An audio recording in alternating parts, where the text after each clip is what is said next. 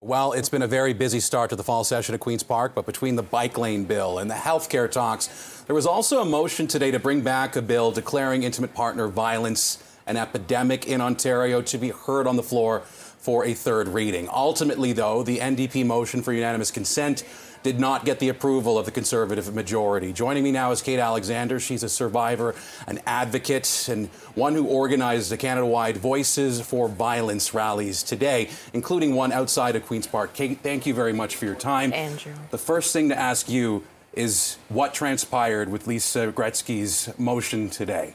They did what they always have been doing, and they said, no, we're not going to pass this, which is utterly ridiculous because 95 municipalities plus in Ontario have declared intimate partner violence an epidemic, and it very much is. And just thinking, you know, we talk about rates of not just gender-based violence, but intimate partner violence in and of itself is its own enclave.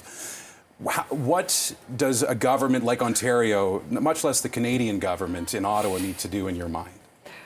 They need to pass the bills. We need to reform this justice system in its entirety. Of course, there's a myriad of bills, and there's a number of specific issues. There's Section 278 of the Criminal Code that needs to be amended because essentially abusers can have access to all of your information, including medical records. There's NDA bills.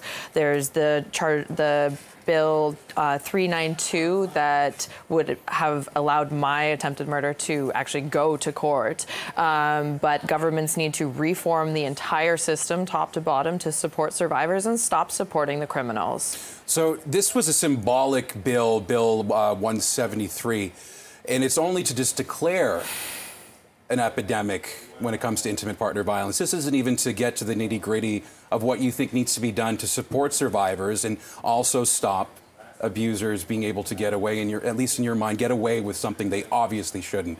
This is a symbolic gesture that the government won't do. What does that tell you? It tells us what survivors have been told all along, that we're not listening, we don't care, and it doesn't really matter that all of this is happening, but why would you want to live in a country that's this unsafe? And we've seen the statistics. There's a 75% increase of sexual assault in this country, 68% increase of intimate partner violence, there's a 27% increase of femicide in Canada, and the government is doing literally nothing about it. So the last question now that I can think of is, what's next?